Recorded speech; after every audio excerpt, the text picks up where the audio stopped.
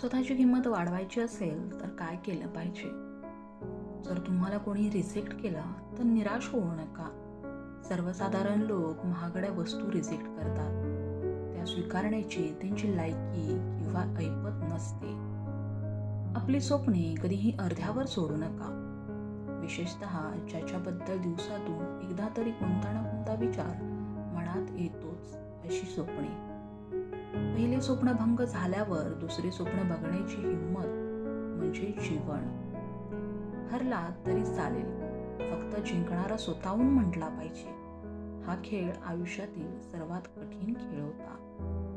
एक छोटीशी मुंगी तुमच्या पायाला चावू शकते, पण तुम्ही तिच्या पायाला चावू शकत नाही. म्हणून जीवनात कोणालाही छोटे समजू नका, कारण ते जे करू शकतात कदाचित ते तुम्ही पण करू शकत नाही. जीवनात चांगल्या माणसाला शोधू नका, स्वतः चांगले व्हा. कोणीतरी तुम्हाला शोधत येईल. तुम्ही आयुष्यात काय कमावलं याच्यावर कधी गर्व करू नका, कारण बुद्धिबळाचा खेळ संपला की सगळे मोहरे आणि राजा एकाच डब्यात ठेवले जातात. आपल्या नीतीचे मालक बना, पण परिस्थितीचे गुलाम बनू नका. तुमच्या मित्रांची संख्या किती आहे, तुम्हाला किती लोक ओळखतात याला काहीच महत्त्व नाही. तर तुमच्या आयुष्यात अडचणीच्या वेळी तुमच्या मदतीसाठी कोण धावून येतो याला जास्त महत्त्व असते. जेव्हा आपली नखे वाढतात तेव्हा आपण नखे कापतो, बोट नाही. त्याचप्रमाणे जेव्हा गैरसमजातून नाती तुटायची वेळ येते तेव्हा अहंकार तोडा, नाती नाही. स्वाभिमान विकून मोठे होण्यापेक्षा अभिमान बाळगून लहान राहिलेलं कधीही चांगलं. मोठा पाठिंबा असला तर यशस्वी तोच होतो ज्याच्या रक्तात जिंकण्याची हिंमत आणि लढण्याची धमक असते. झाडावरून तोडलेल्या फुलाला सुद्धा माहीत नसते की ते मंदिरात जाणार आहे की कोणाच्या आरतीवर जाणार आहे.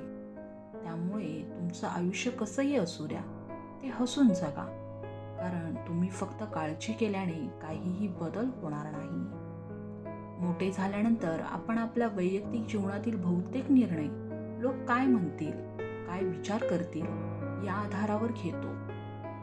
आयुष्यामध्ये पुढे जायचं असेल तर पहिल्यांदा अशा लोकांना विसरून जा जे तुम्हाला विसरले आहेत आणि ज्यांना तुमचं महत्त्वच नाही. जे लोक तुमची कदर करत नाही त्यांच्याबरोबर राहण्यापेक्षा एकटं राहणं कधीही चांगलं असतं. तुम्ही जसा विचार करत आहात तसे तुमच्या आयुष्यामध्ये घडत असतं. तुम्ही जर चांगला विचार केला तर चांगलं होतं, तुम्ही जर वाईट विचार केला तर वाईटच होतं. त्यामुळे नेहमी पॉझिटिव्ह, चांगले सकारात्मक विचार करा.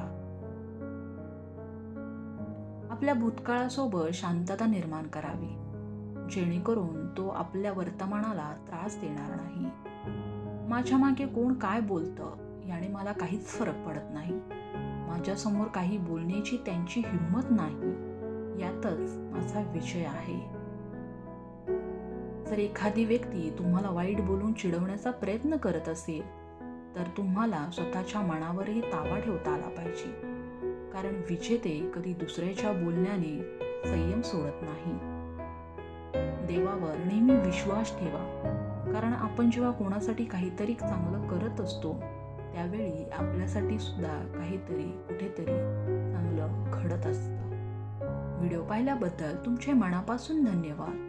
व्हिडिओ आवडला असेल तर कमेंट करा, लाईक करा, शेअर करा आणि तुम्ही आपल्या चॅनलवर नवीन असाल तर चॅनलला सबस्क्राईब करायला विसरू नका.